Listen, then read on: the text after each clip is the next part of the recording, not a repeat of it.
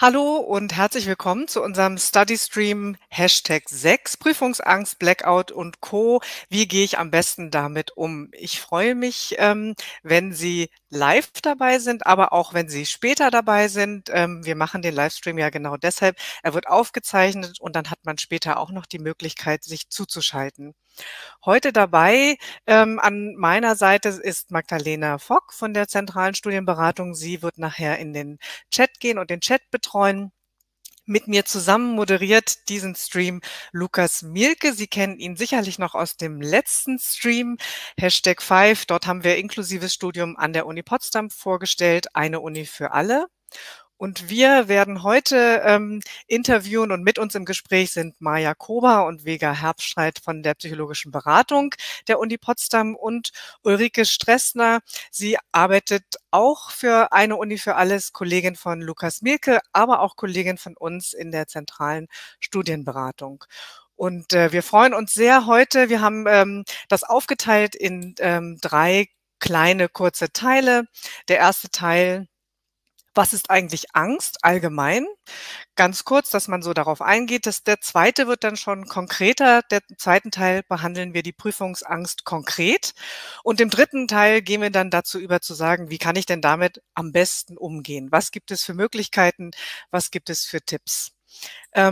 Wir haben Magdalena, die im Chat dann Fragen aufnehmen kann, allgemeine Fragen, individuelle Fragen würden wir Sie bitten, davon abzusehen. Wir stellen aber die E-Mail-Adressen, wo Sie unsere Kolleginnen erreichen können, in den Chat und dann könnte man einfach eine individuelle Beratung anfragen. Und damit würde ich auch übergeben an Lukas Mielke. Ja, vielen Dank, liebe Vera. Und ja, herzlich willkommen auch von meiner Seite zu diesem 6. Study Stream zum Thema Prüfungsangst. Und am Anfang haben wir uns gedacht, dass es vielleicht gut wäre, uns darüber zu verständigen, worüber wir eigentlich sprechen. Was ist eigentlich Angst? Wir kennen alle unterschiedliche Formen von Angst für uns selber, aber wollen vielleicht am Anfang nochmal darüber sprechen, was die psychologische Forschung dazu sagt, welche Formen von Angst es geben kann und ob wir auch von Funktionen sprechen können in Bezug auf Angst. Und genau, das wäre meine erste Frage an Vega. Wie kann man Angst, dieses Phänomen, was irgendwie sehr individuell, aber auch sehr gesellschaftlich ist, wie kann man das so ein bisschen ordnen? Was für Formen und Funktionen kennen wir bei der Angst? Ja, danke, Lukas. Vielleicht fange ich mal mit den Funktionen an. Und zwar, wir alle kennen ja das Gefühl von Angst oder Ängstlichkeit. Und tatsächlich ist es so, dass die gar nicht so schlecht ist, dass wir die haben und wahrnehmen können, denn eigentlich kann man sagen, ist sie auch so eine Art Schutzfunktion. Sie aktiviert den Körper, sie aktiviert und fokussiert den Geist, hilft uns dabei zu erkennen, okay, in welcher Situation bin ich hier gerade, was muss ich tun, muss ich mich auf den Kampf vorbereiten, muss ich flüchten, natürlich ganz ursprünglich vielleicht lieber flüchten vor dem Säbelzahntiger und abwägen, gehe ich jetzt in den Nahkampf mit meinem Höhlenkollegen, meiner Kollegin. Heutzutage natürlich, du hast es angesprochen, gesellschaftlich, es hat sich viel verändert, da müssen wir abwägen und da ist es manchmal gar nicht so leicht zu differenzieren. Da gehen wir gleich noch weiter drauf ein. Ist die Situation gerade lebensbedrohlich oder nicht? Aber eigentlich hat sie eine super hilfreiche Funktion für uns. Und es kann natürlich auch sich unterschiedlich zeigen. Also pathologisch können wir unterscheiden. Also pathologisch, wenn es dann einen Krankheitswert bekommt, die Angst, kann es sein, dass es sich in einer ganz spezifischen Angst äußert. Wir sagen Phobien. Ne? Wir kennen das bestimmt, Höhenangst, Angst vor Spinnen, das sind so die Klassiker. Oder Räume mit sehr vielen Menschen drin machen uns ängstlich und nervös. Und dann gibt es aber auch sogenannte generalisierte Ängste, also wo wir es eigentlich in vielen verschiedenen Situationen und Kontexten merken, dass wir angespannt sind, ängstlich sind, die verschiedenen Symptome auftreten, die wir nachher auch noch sehen werden. Genau. Ja, vielen Dank. Interessantes und komplexes Thema. Wir versuchen das ein bisschen zu ordnen. Meine nächste Frage geht an Maja. Wann können wir denn sagen, dass die Angst zum Problem wird, jetzt bezogen auf die individuelle Perspektive? Gibt es da, ja, wie lässt sich das unterscheiden? Na, ich würde sagen, zum Problem wird Angst dann, wenn sie nicht mehr funktional ist. Wenn die Gefahrquelle eigentlich gar nicht so bedrohlich ist, wie unsere Reaktion darauf. Ne, man kann ja, wenn man zum Beispiel irgendwie lautes Bellen von einem irgendwie großen Hund hört, könnte ja sein, dass so eine Angstreaktion kommt und das ist vielleicht sogar gesund, nochmal so eine Warnfunktion. Aber wenn ich beim Anblick jedes Hundes, egal ob der Hund aggressiv ist oder nicht, einfach so Panikattacke kriege und richtig irgendwie blockiert bin und sofort Flucht ergreifen möchte, dann ist es vielleicht nicht mehr irgendwie eine Warnfunktion vorhanden. Genauso bei der Prüfungsangst, vielleicht um die Kurve zu kriegen. Es ist ja normal, aufgeregt vor jeder Prüfung zu sein oder so und vielleicht ein bisschen so schwitzige Hände zu kriegen, ein bisschen irgendwie erhöhten Herzschlag. Das ist eher eine gesunde Aktivierungsreaktion, damit man einfach alle Fähigkeiten mobilisiert, um diese Prüfung gut zu bestehen. Aber wenn die Menschen dann berichten, ich war total wie erstarrt, blockiert, ich konnte gar nichts sagen, alles, was ich gelernt habe, konnte ich nicht mehr abrufen, dann ist es irgendwie keine hilfreiche Angst mehr, dann hat diese Angst einen Krankheitswert erreicht. Und dann muss sie natürlich behandelt werden. Jetzt haben wir auch die Brücke schon zum nächsten Teil geschlagen. Bevor wir zum zweiten Teil zur Prüfungsangst konkret kommen und ich auch gleich wieder an Vera abgebe, wollte ich nochmal fragen, wir können ja vor sehr vielen Dingen Angst haben. Ne? Das Angstobjekt, es ist vielfältig, aber ist uns immer klar, wovor wir Angst haben? Oder kann auch eine Angst da sein, wo wir selber noch gar nicht so genau wissen, worauf bezieht sich das, aber wir spüren trotzdem, dass die Angst da ist. Liebe Maja, kannst du dazu noch was sagen?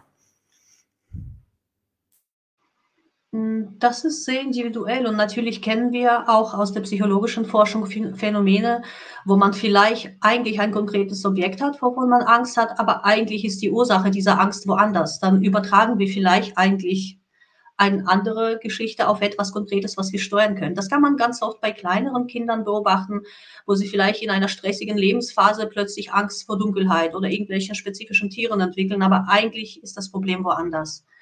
Und ich glaube, genauso kann es bei Erwachsenen passieren, wo man einfach generalisierte Ängstlichkeit spürt, aber die Ursache eigentlich woanders liegt. Und dann hat man nicht wirklich Angst davor, dass irgendwie nur man sich verspätet oder dass etwas nicht klappt. Also es ist eine schwierige Frage und das muss im individuellen Fall immer genauer nochmal überprüft werden. Also einfach biografische Situationen müssen durchgegangen werden. Also das passiert in der diagnostischen Phase während der Beratung oder Psychotherapie. Da schaut man nach individuellen Geschichten, die das besser erklären können, damit man gut damit auch arbeiten kann. Ich weiß nicht, ob Vega vielleicht was dazu ergänzen möchte.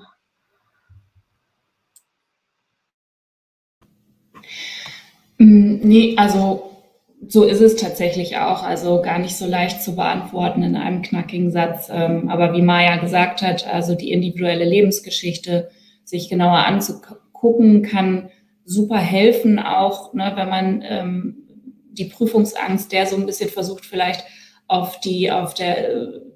reinzugehen, zu gucken, wo kommt die vielleicht her im Einzelfall. Es kann super hilfreich sein für viele Menschen, um zu erkennen, okay, der Blick kann viel weiter gehen und ich habe viel mehr Möglichkeiten, als ich vielleicht dachte. Und dadurch, das hilft natürlich auch, aus diesem enge Gefühl rauszukommen, diesen Tunnelblick so ein bisschen zu weiten. Genau, dafür kann das total gut sein. Vielen Dank. Wir können also bis hierher festhalten, dass Angst einerseits sehr individuell ist, andererseits aber auch ein gesellschaftliches, kollektives Phänomen und zu bearbeiten oder zu verstehen eigentlich auch nur auf einer Beziehungsebene ist, indem man darüber spricht und indem wir auch unsere eigene Biografie befragen und das idealerweise mit einer Person, die uns dabei begleitet oder mit mehreren. Das heißt, dass Angst nichts ist, mit dem wir alleine fertig werden müssen und sollen. Das ist doch schon mal vielleicht auch eine gute Überleitung für den zweiten Punkt. Liebe Vera, damit gebe ich wieder an dich ab für die Frage, ja, Prüfungsangst konkret. Was ist das eigentlich? Danke, Lukas. Sie sehen heute, dieser Study Stream, wir bemühen uns, kurz und knackig zu sein, trotz des sehr komplexen Themas. Und ihr habt es angesprochen, die Diagnostik, die Beratung, die Beziehung. Was mache ich aber eigentlich, wenn ich gar nicht vielleicht noch gar nicht weiß, dass ich Prüfungsangst habe, wenn ich das noch gar nicht so definieren kann, wenn ich gar nicht weiß, dass es überhaupt vielleicht Angst ist. Ich merke, ich bin irgendwie aufgeregt. Ihr habt da schon so ein paar körperliche Symptome angesprochen. Was würdet ihr sagen, wie kann man das körperlich merken, dass es sich vielleicht um eine Art Prüfungsangst handelt? Vega, vielleicht kannst du anfangen und dann Maja, bitte. Ja, gerne.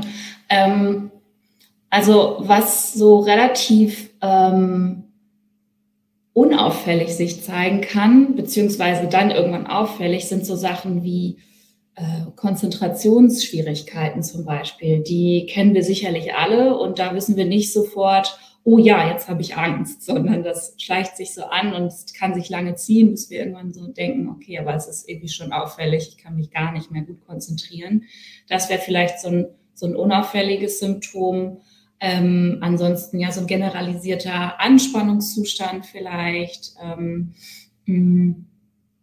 Gedächtnisstörungen auch oder auch die Probleme sozusagen Gelerntes irgendwie, also erstmal aufzunehmen, das kennen wir vielleicht auch alle, wir lesen so einen Satz und denken uns, was habe ich gerade gelesen? Ich habe doch was gelesen, dann lese ich den dreimal, nichts speichert sich ab, kann auch auf erhöhten Stress hindeuten, dass da was in der Aufnahme von Informationen, in der Verarbeitung und dann am Ende auch im Abruf, Stress induziert oder eben Angst induziert, nicht so richtig funktionieren kann. Klassiker sind natürlich dann auch akut Herzrasen, Schwitzen, Maja, was fällt dir noch so ein? Verdauungsprobleme. Ja, genau, das wollte ich gerade sagen. Nur weil viele werden das vielleicht gar nicht mit Angst verbinden, aber eigentlich ist es auch ein klassisches Symptom mit Verdauungsbeschwerden, Übelkeit, auch bis zum sich übergeben und Durchfällen, was viele Menschen in einer stressigen Situation spüren und gar nicht vielleicht irgendwie darauf nochmal also gar nicht miteinander verknüpfen, dass es zusammenhängt. Aber eigentlich biologisch gesehen oder physiologisch gesehen ist es eigentlich sehr irgendwie weit verbreitete Reaktion, die ursprünglich dazu diente, dass die Menschen besser entweder kämpfen oder fliehen können. Also eigentlich geht es darum, Ballast abzuwerfen. Entweder was die Mageninhalte oder Darminhalte, damit man dann leichter und weiter rennen kann oder besser kämpfen kann. Heutzutage brauchen wir das nicht wirklich in unserer Stresssituation während der Prüfung, aber es passiert trotzdem automatisch. Und da ist es manchmal auch hilfreich, um das auch gut zu verstehen, warum macht mein Körper mir gerade diesen Symptom?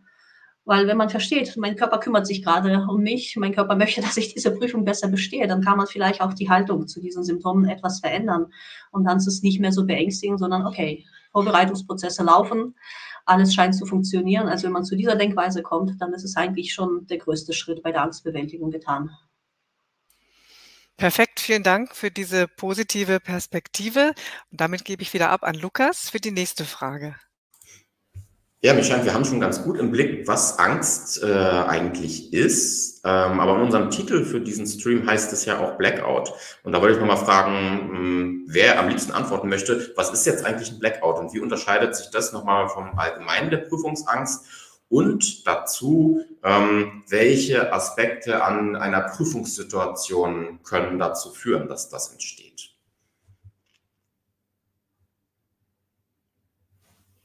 Wer möchte? Ich habe einen Blackout. Ne? Nee, also Blackout, das kennen vielleicht auch einige von uns oder viele von uns, dass wir in einer Prüfungssituation sind, ob schriftlich, mündlich, wie auch immer, in einem Interview, nein, das ist ja keine Prüfung, aber dass wir irgendwie auf etwas angesprochen werden, dass wir spezifisches Wissen abrufen sollen und irgendwie merken, nichts. Und sobald wir das merken und parallel aber ja wissen, aber ich müsste es doch eigentlich wissen, haben wir ja einen inneren Konflikt.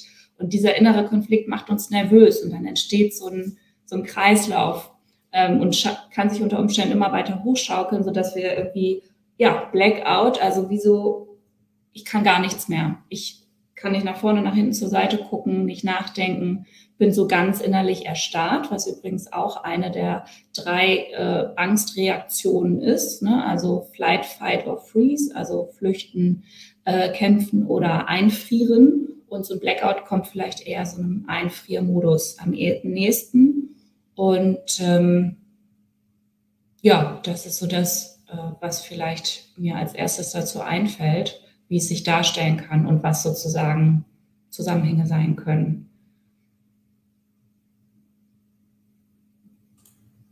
Gibt es da bestimmte Prüfungsarten oder können wir sagen, dass die Prüfungsart eine Rolle spielt bei der Wahrscheinlichkeit vielleicht eines Blackouts oder generell einer ängstlichen Reaktion darauf? Also in der Wahrscheinlichkeit würde ich sagen, nicht unbedingt. Es zeigt sich natürlich anders. Also wenn ich in einer mündlichen Prüfung bin, wird es vielleicht an anderer Stelle sichtbar. Zum Beispiel, da spreche ich ja idealerweise und kann vielleicht anfangen zu stottern oder ich habe Wortfindungsstörungen. Ich kann gewisse Sprachelemente gar nicht abrufen aus meinem Gehirn, weil ich eben in dieser Blockade stecke. Wenn ich dann merke, oh, meine Stimme klingt vielleicht ganz anders, ganz belegt, ganz zittrig, entsteht auch wieder dieser Kreislauf und verschlimmert es unter Umständen. Ne? Dazu kommt natürlich, die anderen kriegen das mit. Jetzt gucken mich hier irgendwie 4 PrüferInnen an und merken das, dann spielt eine Scham, ein Erkanntwerden in der vermeintlichen Schwächesituation auch eine Rolle und kann das natürlich alles verstärken. In der schriftlichen Situation ist der Aspekt vielleicht ein bisschen anders, also der des auch beobachtet werdens, spielt vielleicht nicht so eine Rolle wie in der mündlichen Situation, aber kann genauso auftreten. Also ich kann dann einfach mein Wissen nicht so gut abrufen, gucke mich vielleicht rechts und links um. Ne? Soziale Vergleiche spielen ja auch immer für uns Menschen eine große Rolle und merken irgendwie, die anderen schreiben alle und ich schreibe gar nicht, weil mir nichts einfällt. Oh Gott, und dann sind wir wieder in dieser Spirale drin. Du hast es ja schön nochmal gesagt, also Angst hat auch immer was mit den Beziehungen zu tun, in denen wir real sind oder die wir annehmen, dass wir sie haben, die wir antizipieren und auch das gesehen oder beobachtet werden. Wichtiger Punkt. Vielen Dank. Aber ich würde gerne nochmal an Vera abgeben. Danke, Lukas. Ich hätte jetzt eine nächste Frage an Maja, aber auch an euch andere. Wir haben uns die Frage gestellt, begleitet einen diese Prüfungsangst eigentlich ein ganzes Leben lang? Hat man die in der Schulzeit und dann hört sie auf oder bekommt man sie erst im Studium oder geht es nicht eigentlich weiter? Also später hat man dann vielleicht vor anderen Sachen Angst. Die Phänomene ähneln vielleicht der Prüfungsangst, aber es ist dann keine klassische Uni-Prüfungsangst mehr. Also die Frage, begleitet einen sowas vielleicht ein ganzes Leben? Maja. Solche Fälle gibt es natürlich auch leider, dass es dann einfach nicht weggeht, weil die Menschen einfach keine alternativen Erfahrungen machen. Ne? Also ich würde sagen aber, das ist kein Programm, das ist kein Muss. Es gibt auch irgendwie Verläufe, wo man vielleicht die Prüfungsangst in der Kindheit anfängt zu entwickeln und dann wird aber rechtzeitig interveniert. Vielleicht irgendwie passen die Lehrer auf, vielleicht geben sie dem Kind einfach die Möglichkeiten, diese Angst zu überwinden und positive Erfahrungen zu machen, ne, in einer Prüfungssituation und dann kann es sich genauso gut legen. Und von dieser positiven Erfahrung profitieren dann die Menschen später im jungen Erwachsenenalter und entwickeln gar keine Prüfungsangst oder nicht in einem ungesunden Ausmaß. Ich würde sagen, es hängt schon stark mit der Lerngeschichte zusammen, ob die Angst sich verfestigt, ob sie sich wieder löst, ob adäquate alternative Bewältigungsstrategien entwickelt werden. Und dann sind wir gleichzeitig bei dem Stichwort Ressourcen. Ne? Bei der individuellen Analyse der Lebensgeschichte schauen wir auch immer, welche Ressourcen haben die Menschen? Ne? Womit kann man diese Angst vielleicht kompensieren? Welche negativen Erfahrungen hatten die Menschen früher vielleicht mit der Angst? Wie wurde damit umgegangen? Gab es vielleicht gar keine Unterstützung und die Angst wurde sogar verstärkt durchs Beschämen oder negativ reagieren? Dann natürlich müsste man diese Aspekte genauer durchgehen und nochmal versuchen, sie aufzulösen. Nur, dass die Menschen einfach realisieren, das ist meine Geschichte, das ist in der Vergangenheit, das muss nicht heute gelten, heute bin ich in einer anderen Umgebung, heute habe ich auch andere Ressourcen als eine erwachsene Person. Dann kann sich eine auch chronifizierte Angst, die in der Kindheit durch die ganze Schullaufbahn sich durchgezogen hat, auch sehr gut lösen. Insgesamt würde ich sagen, Angststörungen lassen sich sehr gut behandeln. Entweder in Selbstarbeit, wenn die Menschen sich zum Ziel machen und strukturiert nochmal das angehen oder mit therapeutischer Begleitung. Das ist vielleicht das Positive. Das lässt sich wirklich gut behandeln. Danke, Maja. Du gibst ja schon einen positiven Ausblick auf unseren dritten Teil. Wie gehe ich eigentlich damit um? Und dann hören wir auch von Ulrike Stressner noch mal ein paar mehr Einblicke in, wie kann ich eigentlich einen guten, für mich passenden Umgang finden. Davor würde ich aber gern noch mal Vega kurz fragen. Ich weiß, ihr habt ja viele Termine in der psychologischen Beratung und viele Ratsuchende sind bei euch. Wie viele Studierende würdest du sagen, betrifft das denn mit der Prüfungsangst? Ist das ein großes Thema bei euch, unter vielen anderen natürlich, aber kann man schon sagen, dass das ein Themenschwerpunkt ist?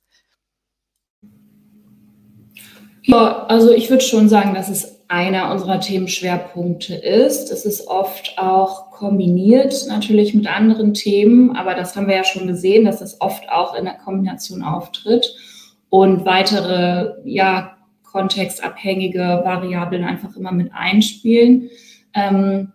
Es ist insgesamt in der Bevölkerung so, dass es circa 15% von jungen und erwachsenen Menschen betrifft. Und so können wir es ungefähr auch natürlich auf unsere Studierenden übertragen, prozentual. Also das würde ich sagen, oder Maja, das spiegelt auch ungefähr so unseren Arbeitsalltag wider.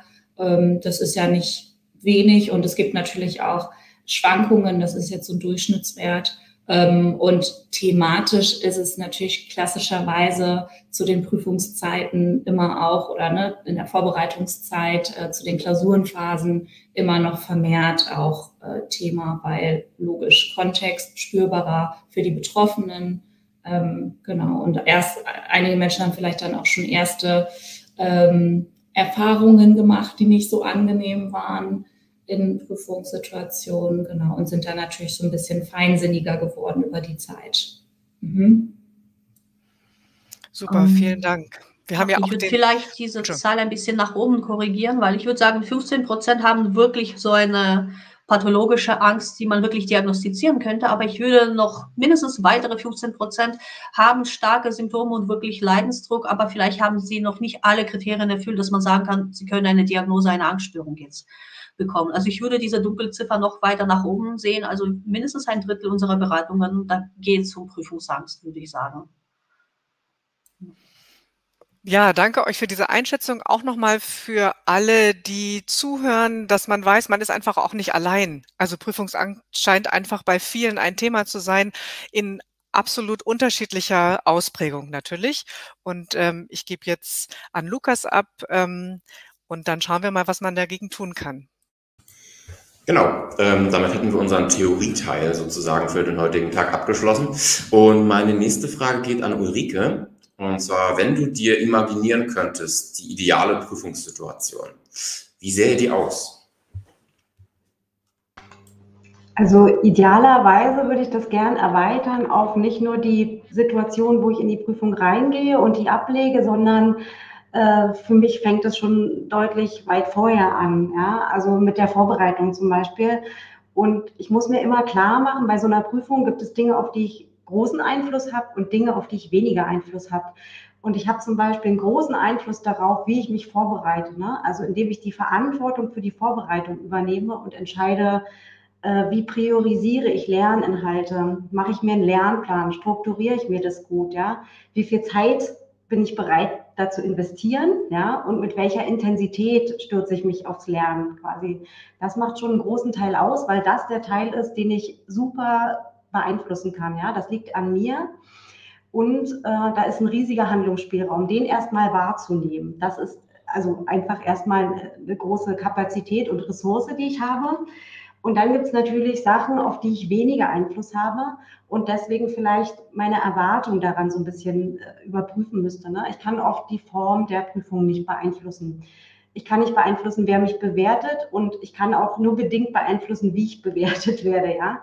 Und das ist manchmal die Sache, wo ich dann sagen muss, das liegt nicht in meiner Hand, ne? Mein Teil ist woanders. So, und wenn ich da schon so rangehe, dass ich sage, ich gehe in diese Situation, habe mich vorbereitet, bin mir meiner Kompetenzen bewusst und dass ich ganz viele Ressourcen am Start habe. Und ich freue mich an dem, was ich vor allem gelernt habe. Ja, da ist so eine Freude, das auch in dieser Prüfung zeigen zu können. Und weniger die Angst, oh Gott, ich könnte was falsch machen. Ja? Also Fehler machen gehört zum Lernen dazu, auch in Prüfungssituationen. aber es heißt nicht, dass ich komplett gescheitert bin. Und das, so eine Art Haltung mit in diese Prüfung reinzunehmen. Ne? Ich kann ganz viel tun, ich bin da überhaupt nicht hilflos ausgeliefert, auch wenn ich bestimmte Dinge nicht ändern kann, sondern ich darf mich da probieren und es ist ein kleines Experimentierfeld, auf dem ich jetzt zeigen kann, was ich gelernt habe oder wie ich mich entwickelt habe. So vielleicht. Danke. Das heißt also, es geht viel auch darum, unsere eigene Gestaltungsmöglichkeit in der Situation oder auch vor der Situation wahrzunehmen. Aber wenn wir dann in der Prüfungsangst drin sind, im akuten Moment und die Vorbereitung vielleicht nicht so gut gelaufen ist, was kann denn in diesem Notfall dann getan werden? Auch gerne Ulrike, aber auch danach alle anderen. Also wenn es ganz akut ist und ich merke, es geht gar nicht, kann ich die Prüfung natürlich abbrechen. Das ist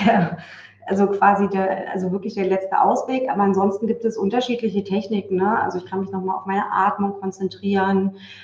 Es gibt Klopftechniken, es gibt Meditationstechniken, Achtsamkeitstechniken, die ich in so einer Situation anwenden kann.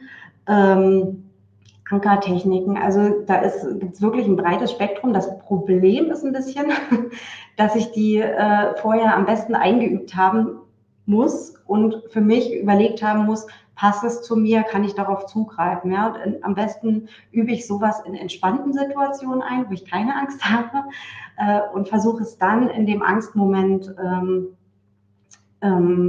also darauf zurückzugreifen. In mündlichen Prüfungen kann es auch tatsächlich eine gute Möglichkeit sein, zum Beispiel zu sagen, also das wirklich anzusprechen und sagen, sorry, ich habe gerade einen Blackout, ich weiß gerade nichts, können wir kurz Pause machen, können Sie die Frage nochmal wiederholen, ich muss mich kurz sammeln, darf ich mal kurz ans Fenster? Ähnliche Dinge, die auf jeden Fall erstmal wieder, ich sag mal, den Kontakt zu sich selbst herstellen. Ne? Den hat man so ein Stück verloren. Um zu sagen, okay, ich stehe mit beiden Beinen wieder auf dem Boden, ich bin hier in diesem Raum, hier findet Folgendes statt, das ist alles gut, ja. So in der Richtung. Aber Maya und Vega wissen dazu sicherlich noch viel mehr. Also viel mehr weiß ich gar nicht. Du hast es so schön schon alles angesprochen. Ich habe gerade noch gedacht, genau, in der mündlichen Situation, ne, mit diesem Blackout, richtig gut, weil, Lukas, du hattest es ja vorhin auch gesagt, es geht immer auch um Beziehungen und in der einen oder anderen Form. Und da können wir auch Beziehungen zu unserem realen Gegenüber aufnehmen und merken dadurch natürlich auch, okay, das will mich jetzt gar nicht auffressen und fertig machen, sondern es ist ein Mensch wie ich und ich kann irgendwie Kontakt aufnehmen und kurz mal sagen, ich muss kurz mal eben mich sammeln, durchatmen. Genau, können Sie nochmal wiederholen oder können wir vielleicht kurz an einer anderen Stelle weitermachen, wie auch immer, so ein bisschen Veränderung reinbringen, neuen Reiz oder genau, dass man sich sammeln kann. Und das kann man eigentlich auch auf eine schriftliche Situation, glaube ich, ganz gut übertragen. Jetzt vielleicht nicht so diese soziale Komponente, aber die des sich Sammelns, dass man sich einen Moment nimmt, um klarzukommen, seine Übung zu machen, die man für sich schon zurechtgelegt hat und ansonsten vielleicht auch einfach an einer anderen Stelle der Prüfung weiterzumachen, ne? Vielleicht ein bisschen auf die Mitte vorzuspringen oder dass man da auch merkt, ich kann das ja auch selbst steuern, wo ich gerade ansetze. Ich bin gar nicht gezwungen, das jetzt unbedingt in der Reihenfolge zu bearbeiten immer. Genau, also ich habe Handlungsspielraum, das ist ganz wichtig. Also Kontrolle kann ich übernehmen, was Ulrike vorhin auch schon meinte, so in der Vorbereitung. Vielleicht noch ergänzend hinzu nochmal verdeutlichen, dass viele dieser konkreten Techniken, die man während der Prüfung anwenden kann, wenn man sie vorher natürlich eingeübt hat, haben zum Ziel, einfach diese Verbindung zu einer starken physiologischen Reaktion zu lösen. Also es gibt viele Techniken, wo die Menschen eher irgendwie versuchen, einfach sich irgendwie auf die reale Situation um sich herum zu fokussieren, wo sie dann eher versuchen, weniger das zu fühlen, was im eigenen Körper passiert, gerade bei starken physiologischen Symptomen, um aus diesem Teufelskreis in den Gedanken, oh mein Gott, mein Herzschlag wird immer schneller, oh mein Gott, jetzt schwitze ich, oh mein Gott, jetzt kann ich gar nicht mehr denken. Das soll dann nochmal irgendwie durchgebrochen werden, dass der Körper einfach Zeit hat, sich wieder irgendwie runter zu regulieren. Und da sind einige Techniken, die darauf nochmal abzielen, dass man eher so die Aufmerksamkeit nach außen steuert, dass man eher schaut, was sehe ich um mich herum, was höre ich um mich herum, dass der Körper einfach Zeit hat, wirklich sich zu beruhigen und dann ist vielleicht der Blackout dadurch schon mal gelöst. Also eigentlich gibt es viele Techniken, die die Menschen vorher wirklich, wie Ulrike gesagt hat, einfach einüben können und sie funktionieren sehr zuverlässig in einer Prüfungssituation, wenn man einfach irgendwie sich Zeit gibt, auf so einen Reset-Knopf zu drücken. Ja. Super, vielen Dank. Damit habt ihr eigentlich schon unsere nächste Frage beantwortet. Wie kann man sich eigentlich vorbereiten auf eine mögliche Prüfungsangst, Aufregung, vielleicht auch Blackout oder auch eine Panikattacke? Das ist wahrscheinlich das Empfinden auch. Wann habe ich eine Panikattacke, eine wirkliche? Und wie fühle ich mich eigentlich? Und ist nicht schon eine ganz große Aufregung schon sowas Ähnliches, was einen sehr aus dem Konzept bringen kann? Ulrike, an dich vielleicht nochmal die Frage. Wir kommen ja gleich auch dazu nochmal, dass du nochmal eintauchst in, was für Lernstrategien gibt es eigentlich und wie kann ich eigentlich das Lernen nochmal besser lernen, um mich besser vorzubereiten auf Prüfungen. Ihr habt angesprochen, viele Methoden, Techniken, eine Art Training, also wie kann ich mich vorbereiten?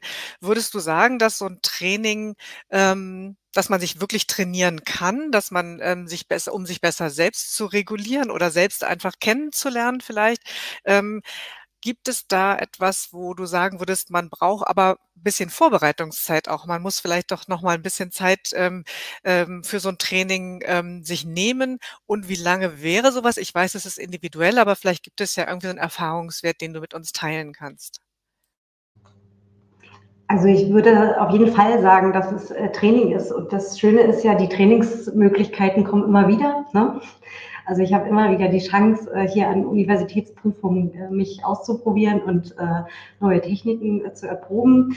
Und natürlich, also das eine sind diese Notfalltechnik oder Entspannungstechniken, die wir gerade angesprochen haben. Das kann man machen.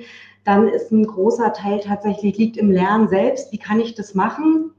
Weil es gibt ja einen Unterschied, wie ich lernen kann. Ne? Ich kann Dinge so mehr auf Quantität lernen oder ich kann auf Qualität lernen. Und wenn ich darauf setze, dass ich ganz viele Dinge auswendig lerne, dann ist natürlich die Gefahr groß, dass ich in so einer Prüfungssituation tatsächlich einen Blackout habe und Dinge wirklich weg sind, weil sie mir nicht gehören. Also ich habe sie mir nicht angeeignet, sondern ich habe da einfach nur Dinge reingeschaufelt und die in meinem Kurzzeitgedächtnis irgendwie halbwegs lebendig gehalten, beziehungsweise im Arbeitsspeicher. Das hat wenig mit Lernen an sich zu tun, findet aber tatsächlich recht häufig statt. Ne? Und die andere Sache ist die, es lohnt sich immer mal auch auf so Glaubenssätze zu gucken. Das ist auch eine langfristige Geschichte, die man bearbeiten könnte. Ne? Also gibt Studierende, ne, die glauben, dass sie das sowieso nicht schaffen können. Sie haben gar keinen Einfluss auf die Situation. Ne? Was soll ich hier? Dann hat man häufig so ein Denken darüber, dass ein bestimmtes Fach, gerade wenn ich mehrfach durchgefallen bin durch eine Prüfung, dass ich das sowieso nicht kann. Das liegt mir einfach nicht. Ne? Klassiker, Mathe, kann ich nicht. Statistik, was auch immer. Und manchmal ist auch so was Hinderliche, wie, dass ich glaube, ich bin nur was wert, wenn ich immer eine 1-0 vor dem, also ne, eine 1-0 kriege. Alles andere ist nichts wert. Ne? Und dann ist mein Spielraum, mich freudig in so eine Prüfung zu begeben und vielleicht auch mit einer Fehlertoleranz da reinzugehen, die ist ja gleich 0. Ne? Wenn ich eine 1-0 von mir erwarte, ist nicht viel Spielraum. Und das baut ziemlich viel Druck auf, der relativ sicher auch gut in Angst führen kann. Die Psychologin vielleicht. Ja, danke, Ulrike. Willst du wieder? Nein, du darfst, Maja.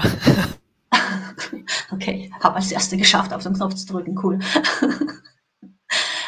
Ja, also ich fand es sehr gut, dass Ulrike das gerade erwähnt hat mit den Glaubenssätzen. Ne? Und davor hast du ja auch andere Konzepte erwähnt, nochmal wie irgendwie interpretiert man eigene Kontrollmöglichkeiten in einer Prüfungssituation. Ich glaube, sie hängen wirklich sehr eng zusammen, ne, was die Menschen so annehmen über sich selbst oder ihre Einflussmöglichkeiten und wie generalisiert diese Überzeugungen über sich selbst sind. Ne, wenn jemand irgendwie so eine Grundannahme hat, eigentlich bin ich schlecht und ich bin immer schlecht in allen möglichen Situationen und ich habe wenig Einfluss auf diese Situationen, ne, mit dieser Grundüberzeugung, dann ist es natürlich irgendwie sehr ungünstig, eine Prüfung anzugehen. Ne, weil alles, was negativ interpretiert werden kann, wird dann einfach in so einer Situation negativ interpretiert.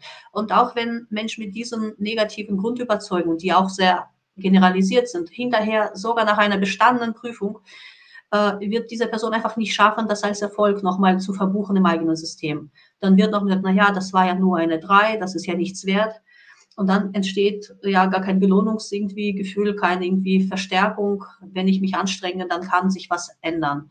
Ich glaube, diese Themen haben wir häufig in Beratungsgesprächen, wo ich das Gefühl habe, hey, das war doch totaler Erfolg. Sie haben bestanden. Das war irgendwie im ersten Semester. Das ist irgendwie eine noch größere Hürde, gleich vielleicht beim ersten Versuch zu bestehen. Aber es wurde total negativ gespeichert. Das versuchen wir dann aufzulösen, dass es nochmal irgendwie wieder nicht mehr so irgendwie eng gesehen wird, sondern einfach irgendwie genauer nochmal geschaut wird, wie schwierig das war, gerade in Pandemiezeiten, die erste Prüfung im Online-Modus. Wenn das nochmal der Blickwinkel wieder geweitet wird, dann haben wir eine gute Chance, dass es sich als Erfolg irgendwie speichert. Und auch wenn die Prüfung nicht bestanden wurde, kann man es ja trotzdem als ein Versuch, als eine Herausforderung, wo Lerneffekte definitiv aufgetreten sind. Ich glaube, man kann jede Situation so oder so sehen. Und die Aufgabe ist, den Blickwinkel so zu verändern, dass Erfolg beim nächsten Versuch höher wird.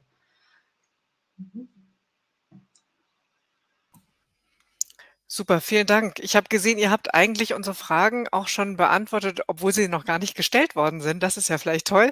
Mir fiel noch ein, dass im Grunde genommen das wie Prüfungsangst jetzt ja später auch so sein kann, wie zum Beispiel bei Präsentationen, wenn man irgendwo einen Vortrag halten muss, wo es um richtig was geht, wenn man vielleicht ein Bewerbungsgespräch hat. Auch da kann man ähnliche Phänomene wahrscheinlich darf man vielleicht jetzt schon üben im Studium, damit man die später besser machen kann. Und was ich mitgenommen habe von euch, ist, dass man auch das vielleicht ruhig sagen darf. Oh, ich bin jetzt irgendwie gerade sehr aufgeregt, wenn meine Stimme versagt, dass man das vielleicht einfach sagt. Dann ist die Einschätzung der Situation sowohl von denjenigen, die mich prüfen, als auch von mir vielleicht noch mal eine andere und nimmt so ein bisschen den Druck erst mal raus. Der entsteht dann von alleine wieder, weil es eine Prüfungssituation ist, aber so vielleicht kann man das einfach sagen: „Ich bin gerade ein bisschen aufgeregt“, und dann, hilft das vielleicht auch schon. Ähm, Lukas, hast du noch eine Frage? Ich glaube, wir sind jetzt dann auch wir haben ja versprochen, einen kurzen, knackigen Stream zu machen zur Prüfungsangst, denn wir haben jetzt den Prüfungszeitraum, und deshalb wollen wir Sie auch, gar nicht weiter, in Anspruch nehmen. Wir wünschen Ihnen natürlich aus der zentralen Studienberatung wünschen wir Ihnen toi, toi, toi für alle Prüfungen und alles, was jetzt ansteht, was prüfungsrelevant ist. Ich habe vielleicht noch zwei Dinge, auf die ich hinweisen möchte. Das eine ist, wir haben einen nächsten Stream zum Studienstart. Der ist für Sie vielleicht nicht ganz so interessant, nur dass ich das gesagt habe. Und wir haben, meine Kollegin Magdalena hat in den Chat beide E-Mail-Adressen von der psychologischen Beratung und auch von Eine Uni für alle gestellt. Wenn Sie individuelle Fragen haben und eine Beratung wünschen, dann können Sie sich an die Kolleginnen wenden. Und damit vielen, vielen Dank, Vega, Maja, Ulrike, für euren Input. Dir, Lukas, vielen Dank. Ich freue mich auf den nächsten Stream mit dir. Und damit wünsche ich euch eine gute Woche noch und Ihnen wünsche ich alles Gute für die Prüfungen. Tschüss!